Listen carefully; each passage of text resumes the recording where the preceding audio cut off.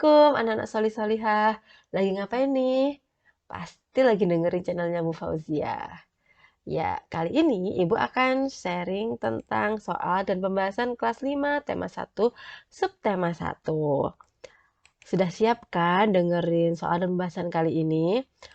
Oh ya, yang belum subscribe, tolong dong subscribe dulu. Loncengnya dinyalain. Itu yang lagi dengerin sambil rebahan, sudah subscribe belum? Atau yang lihat video sambil makan, subscribe dulu dong. Oke, sudah? Oke, terima kasih. Lanjut ke soal dan pembahasan yuk. Oke, terus semangat. Kita di nomor 1. Sikap di bawah ini yang merupakan pengamalan sila pertama Pancasila adalah A. Menolong teman yang terjatuh. B. Tidak berkelahi dengan teman. C. Tertib dalam melaksanakan ibadah. Atau D. Bergotong royong membersihkan rumah.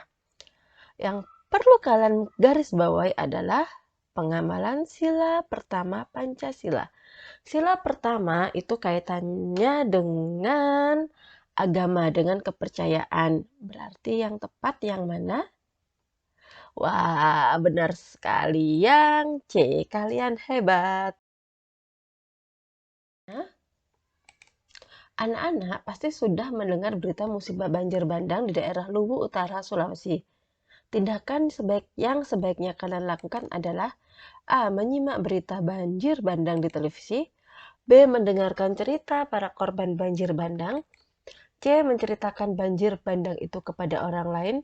Atau D. Memberikan bantuan sesuai kemampuan.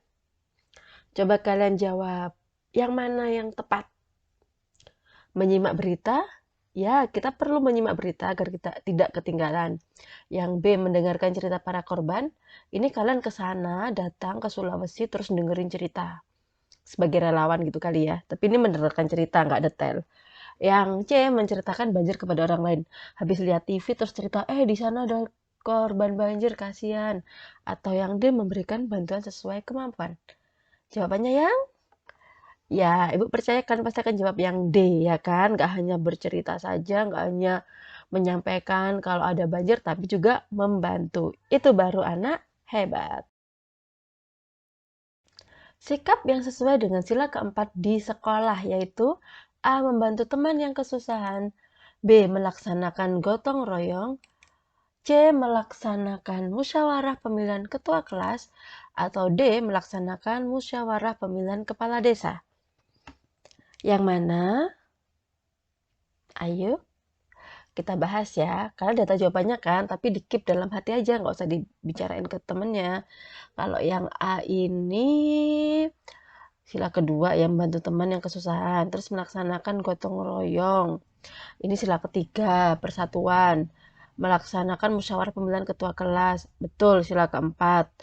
D. Melaksanakan musyawarah pemilihan kepala desa. Betul, sila keempat. Tapi di soal adalah yang di sekolah. Berarti yang C. Iya, tepat. Yang C. Melaksanakan musyawarah pemilihan ketua. Berikutnya. Pendapat Heru dalam musyawarah tidak diambil sebagai hasil keputusan bersama. Tindakan Heru sebagai bentuk pengamalan sila keempat Pancasila adalah A. Meminta ketua musyawarah meninjau ulang hasil keputusan musyawarah.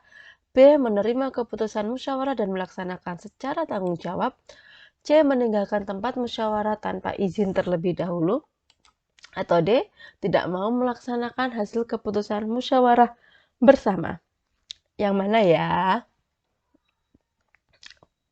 Coba dibaca lagi. Ini sila keempat. Pas sekali memang tentang musyawarah. Terus kalau tidak diterima pendapatnya yang dilakukan yang apa kamu ditinjau ulang aja, punyaku lo bener, masa nggak dipakai? Gitu yang A. Atau yang B, menerima dan melaksanakan secara tanggung jawab, ya udah deh nggak apa-apa, nggak dipakai, aku tetap melakukan hasil keputusan bersama. Itu yang B. Yang C, langsung pamit, maaf, tanpa pamit, jadi langsung pergi aja tanpa pamit karena udah marah tuh, nggak karena apa idenya nggak dipakai, atau tidak mau melaksanakan hasil keputusan musyawarah bersama. Ya, ini soal mudah, jadi yang B. Betul. Next, ada gambar. gambar anak sedang kerja bakti ya, gotong royong. Terus soalnya, perbuatan di samping termasuk dalam salah satu pengamalan Pancasila yang berbunyi A. Persatuan Indonesia, B. Kerakyatan yang dipimpin oleh hikmat kebijaksanaan dalam permusyawaratan perwakilan, C. Kemanusiaan yang adil dan beradab, atau D. Ketuhanan yang Maha Esa. Yang mana yang pas dengan kerja bakti? Apakah yang sila ketiga, Persatuan Indonesia itu sila ketiga, yang B itu sila keempat, C sila kedua, D sila pertama. Yang mana? Ya, tepat. Yang ketiga, Persatuan Indonesia. Karena dengan kerja bakti itu kan kita bersatu, melakukan pekerjaan secara bersama-sama. Seperti itu. Bahasa Indonesia. Bacalah paragraf di bawah ini dengan cermat. Pergerakan hewan melata. Ular termasuk salah satu contoh hewan melata. Ular tidak memiliki kaki atau tangan untuk bergerak serta berpindah tempat. Ular perlu mengerutkan badan dan perutnya untuk bergerak. Hewan melata ini menggunakan kemampuan otot perutnya untuk bergerak dengan gerakan berkelok. Kemampuan otot perut ular dapat membuat ular bergerak di darat maupun di air. Ide pokok paragraf tersebut adalah A. Kemampuan otot perut ular. B. Ular termasuk salah satu contoh hewan melata. C. Ular salah satu hewan melata. Atau D. Fungsi otot perut. Coba kalian jawab dulu. Yang mana yang tepat? Sudah tahu jawabannya? Oke, kita keep ya. Biasanya anak-anak itu bingung antara B dan C. Ular termasuk salah satu contoh hewan melata dan ular salah satu hewan melata. Lah, sama-sama hewan melatanya kan? Yang mana coba? Lah, kalau kalian bingung, kalian bisa cek di materi Ibu tentang ide pokok. Jadi di sana Ibu jabarkan beda ide pokok dan kalimat utama, terus kalimat pengembang seperti itu. Oke, ya, kembali ke soal. Kalau yang B, ular termasuk salah satu contoh hewan melata, itu adalah kalimat utama. Lah, kalimat utama itu kalau ide pokoknya itu adalah ringkasan dari kalimat utama, yaitu yang C. Ular salah satu hewan melata. Jadi kalau ada soal seperti ini, kalian nggak usah bingung. Biasanya ide pokok itu lebih panjang daripada, kalimat utama lebih panjang dari ide pokok. Jadi ini kalimat utamanya itu di kalimat nomor 1. Ular termasuk salah satu contoh hewan melata. Lah ide pokoknya apa? Itu adalah ringkasannya dari kalimat utama. Ular salah satu hewan melata. Kalau masih bingung, bisa cek-cek video Ibu yang tentang materi ide pokok ya. Siswa kelas 5 diberi tugas untuk mengembangkan sebuah ide pokok menjadi sebuah paragraf. Ide pokok yang harus dikembangkan adalah organ gerak makhluk hidup memiliki banyak fungsi. Berdasarkan ide pokok tersebut, isi yang tidak sesuai dengan ide pokok di atas adalah yang tidak sesuai. A. Sedangkan otot sebagai alat gerak aktif berfungsi untuk menggerakkan tulang. B. Salah satu cara menjaga organ gerak adalah dengan sikap tubuh yang baik. C. Organ gerak juga berfungsi untuk berpindah tempat. D. Misalnya tulang sebagai alat gerak pasif berfungsi untuk membentuk tulang. Ini soal mudah, kalian tinggal teliti membacanya. Jadi yang diinginkan adalah ide pokok organ gerak makhluk hidup memiliki banyak fungsi. Berarti bicara fungsi, kita cari di pilihan ganda mana yang tidak ada fungsi. Karena kan tidak sesuai tuh. A ada fungsi, ada. B nggak ada ya. C ada. D ada. Berarti yang betul, yang B. Next. Ide pokok atau gagasan pokok sebuah paragraf biasanya terdapat pada A. Seluruh paragraf, B. Kalimat utama, C. Kalimat tambahan, atau D. Kalimat pengembang. Ide pokok atau gagasan pokok itu ada di, seperti yang Ibu sampaikan tadi, iya betul, di kalimat utama. Soal berikutnya, pada sebuah paragraf, kalimat utamanya terletak pada akhir paragraf. Paragraf tersebut disebut dengan paragraf A. Induktif, B. Gabungan, C. Deduktif, atau D. Campuran. Materi tentang ide pokok, kalimat utama, dan kalimat pengembang Ibu bahas di video tersendiri. Nah, untuk soal ini, kalian jawab apa? Udah tahu kan? Yang udah lihat videonya Ibu pasti sudah tahu.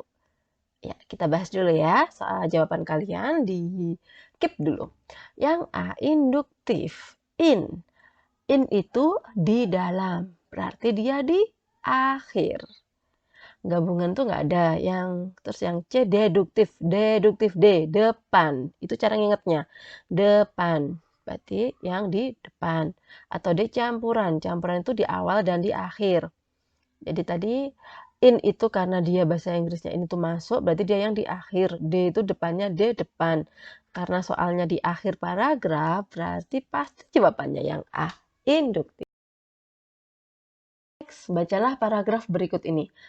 Bali adalah nama pulau sekaligus nama provinsi di Indonesia. Pulau tersebut terletak di antara Pulau Lombok dan Jawa. Bali memiliki pemandangan yang eksotik dan mendapat julukan Pulau Dewata. Oleh karena itu, Pulau Bali menjadi salah satu tempat wisata terbaik di Indonesia, bahkan dunia. Ya, soal bahasa Indonesia itu memang identik dengan bacaan ya, jadi kalian harus sering-sering membaca. Yang A, sekarang soalnya. Ide pokok paragraf tersebut terdapat pada kalimat A1, B2, C3, atau D4. Lah, materi ini pun soal ini juga udah Ibu bahas terkait materi ide pokok ya di video tersendiri lebih lengkap dia. Nanti kalian bisa cek di video Ibu yang lain. Kalau yang ini eh, cara kita tahu dia di kalimat nomor berapa. Karena pilihannya itu adalah angka 1, 2, 3, dan 4, dan karena teori paragraf itu adalah induktif, deduktif, dan campuran, jelas ini bukan campuran karena nggak ada pilihan 1 dan 4. Yang otomatis ini ada di 1 atau di 4, ya kan? Karena pilihannya 1, 2, 3, 4. 2, 3 jelas nggak mungkin. Nah, sekarang kalian perhatikan kalimat nomor 1. K1, Bali adalah nama pulau sekaligus nama provinsi di Indonesia. Yang 4, oleh karena itu Pulau Dewata menjadi salah satu tempat wisata terbaik di Indonesia bahkan di dunia. Cirinya kalau kalimat utama itu ada di nomor 4, itu adalah kalimatnya berupa kesimpulan. Ada oleh karena itu, oleh sebab itu, jadi, ya kayak gitu. So, jawabannya yang betul, yang D, nomor 4 di IPA. Kerjasama antara alat gerak pasif dan alat gerak aktif akan membentuk A. Tulang, B. Sistem gerak, C. Alat gerak, atau D. Otot. Ya, alat gerak pasif itu apa coba? Betul, tulang. Kalau aktif? Ya, tepat sekali ya, otot. Jadi kalau gabungan dari si gerak pasif dan gerak aktif atau tulang dengan otot berarti namanya? Betul, sistem gerak. Kalian keren. Berikut ini yang merupakan salah satu contoh hewan avertebrata adalah A. Ubur-ubur, B. Burung, C. Kuda, atau D. Kelinci. Ingat kan materi avertebrata dan vertebrata? Avertebrata. A itu berarti tidak. Berarti dia tidak bertulang belakang. Kalau vertebrata itu dia punya tulang belakang. So, jawaban yang tepat adalah hewan yang nggak punya tulang belakang yang lembek-lembek gitu yang mana coba? Betul ya. Oke, yang A, ubur-ubur. Kalau burung, kuda, kelinci, dia sudah pastilah vertebrata. Berikut ini adalah pasangan nama hewan dengan alat geraknya yang tidak tepat, yaitu A, kadal dengan kaki, cacing otot perut, burung sayap. B, ular perut, cumi-cumi tentakel, siput kaki. C, kelinci dengan kaki, ikan dengan sirip, dan burung dengan sayap. D, siput dengan kaki perut, kupu dengan sayap, atau ikan dengan sirip. Ini soal mudah, tinggal kalian teliti saja ya. Yang tidak tepat yang coba kalian jawab. Betul, kalian pasti menjawab yang B ya, karena siput itu nggak dengan kaki. Terus ular ular dengan perut ya dengan perutnya itu. Jadi yang kurang tepat yang siput. Cumi-cumi benar tentakel. Ya betul yang siput tidak dengan kaki yang B. Oke, ini hewan apa? Hewan kata. Pada hewan di samping, bagian yang dominan digunakan untuk melakukan gerakan adalah A. Otot perut, B. Otot-otot tubuh, C. C sepasang kaki belakang atau D sepasang kaki depan? Yang mana? Coba diamatin kaki-kaki katanya. Ya, betul yang C sepasang kaki belakang. Selanjutnya, berikut ini adalah pasangan yang paling tepat antara nama hewan, alat gerak, dan fungsinya. A. Siput tentakel untuk berjalan. B. Ikan sirip untuk melata. C. Burung sayap untuk terbang. D. Kelinci kaki untuk merayap. Ini soal yang sangat mudah. Kalian harus pelan-pelan bacanya. Kalau kalian cepat-cepat biasanya akan salah memilih. Jadi yang mana nih? Ya, betul yang C. Burung sayap untuk terbang. Karena siput nggak punya tentakel. Ikan sirip tapi dia nggak melata. Dia kan berenang. Atau kelinci kaki melompat, nggak merayap ya. Yang C. Oke. Berdasarkan letak geografisnya, Indonesia terletak di antara dua benua, yaitu A. Asia Amerika, B. Australia dan Amerika, C. Asia dan Australia, atau D. Asia dan Eropa. Ini udah soal IPS ya. Ini mudah sekali. Kalau kalian tahu peta Indonesia pasti paham jawaban ini. Ya, yang mana? Betul. Betul? Benar? Iya, Asia dan Australia. Yang C. Nomor 2. Indonesia berbatasan dengan beberapa negara. Di bawah ini yang berbatasan langsung dengan Indonesia adalah A. Malaysia, Singapura, dan Papua Nugini. B. Papua Nugini, Brunei Darussalam, dan Malaysia. C. Singapura, Papua Nugini, dan Amerika. D. Jepang, Malaysia, dan Singapura. Ya, yang mana yang benar? Sudah tahu kan jawabannya? Coba, siapa yang jawab A? Yang B? Yang C? Yang D? Oke, kita keep jawaban kalian. Untuk soal ini biasanya anak-anak terkecoh di A dan B. Karena C dan D ini ada Jepang dan Amerika, itu terlalu jauh ya. Dia jauh, maksudnya dibanding negara yang lain dia jauh lah dari Indonesia. Yang sekarang yang A dan B. Malaysia, Singapura, Papua Nugini. Atau Papua Nugini, Brunei Darussalam, dan Malaysia. Papua Nugini iya, Malaysia iya, Singapura langsung juga ya. Papua Nugini iya. Brunei, beberapa anak mungkin membayangkan Brunei itu di atasnya Kalimantan. Tapi kalau kalian amati, iya benar, Brunei di atasnya Kalimantan, tapi ngelewatin Malaysia dulu. Jadi si Brunei itu nggak berbatasan langsung. Jadi yang jawabannya yang benar adalah yang A. Iya, siapa tadi yang jawab A? Pintar. Oke, Indonesia memiliki beberapa pulau besar. Di bawah ini yang bukan termasuk pulau besar adalah A. Sumatera, B. Jawa, C. Madura, atau D. Kalimantan. Yang mana yuk? Iya, betul. Yang Madura, karena Sumatera, Jawa, dan Kalimantan itu pulau besar. Oke, sebelum lanjut, jangan lupa di-subscribe ya. Ini akan membuat Ibu lebih semangat lagi bikinin video yang buat kalian. Oke, yang belum subscribe, subscribe dulu dong. Ayo yang cuma ngeliatin, please subscribe dulu. Sudah? Oke, terima kasih. Oke, selanjutnya ini ada peta Indonesia. Bagian mana ini? Bagian timur ya. Salah satu pengaruh letak geografis Indonesia adalah memiliki keragaman flora dan fauna. Salah satu fauna khas dari pulau di samping adalah A. Cendrawasih, B. Komodo, C. Harimau, atau D. Orang utan. Yuk, yang di Papua, Papua. Hewan apa? Ya, betul. Cendrawasih. Masih IPS, Indonesia memiliki pulau besar dan pulau kecil. Di bawah ini yang termasuk pulau kecil di Indonesia adalah yang A ini pulau apa?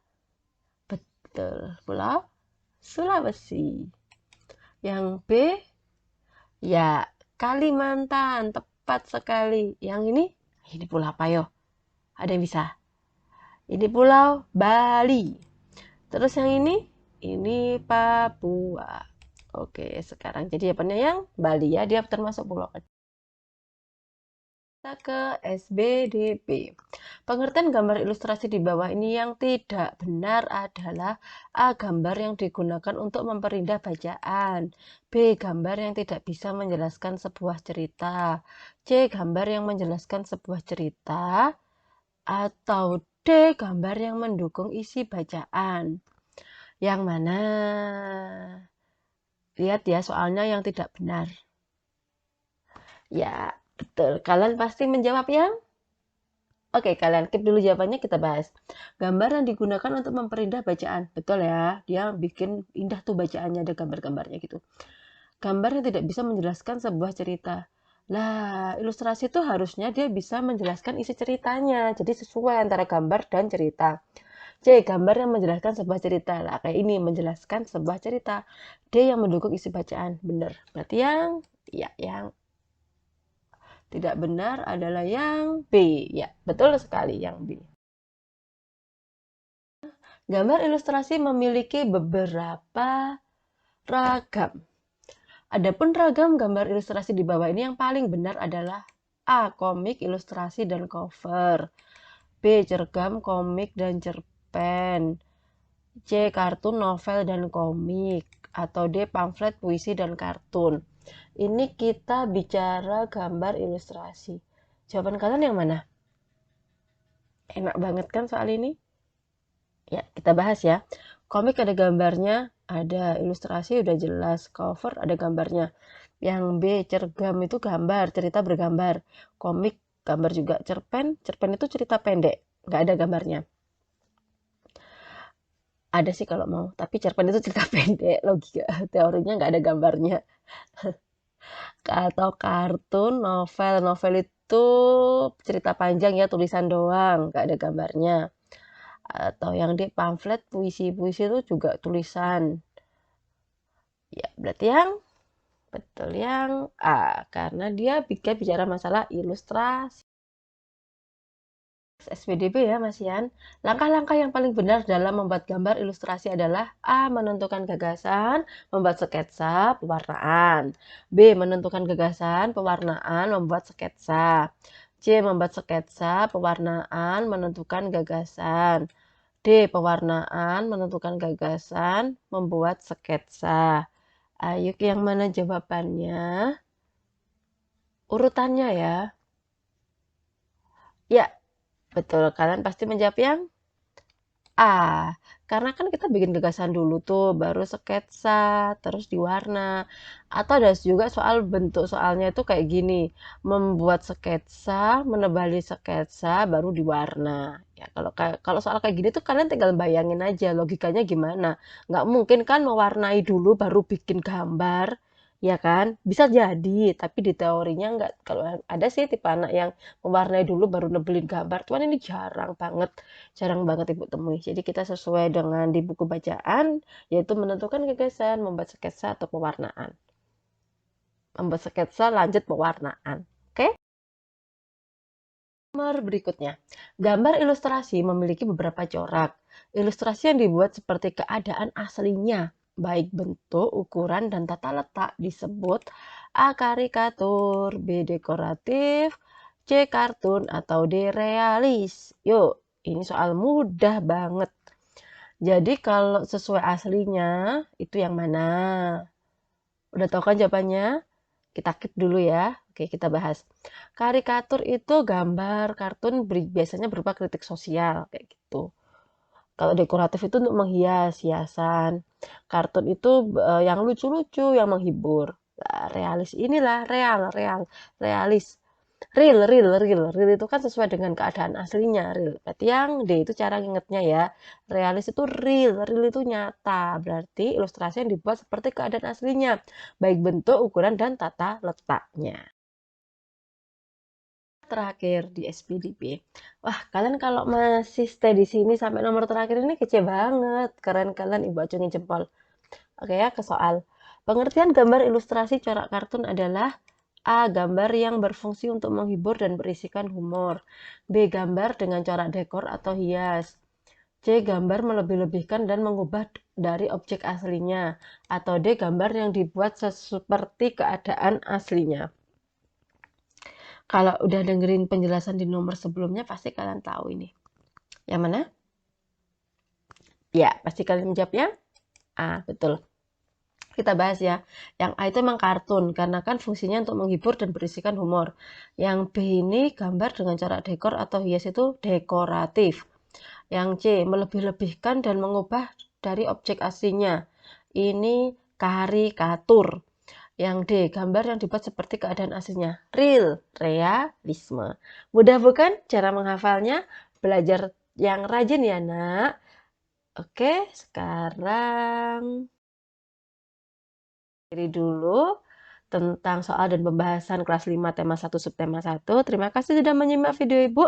Jika kalian merasa video ini sangat bermanfaat, kalian bisa share video ini dan jangan lupa subscribe, like, dan komen.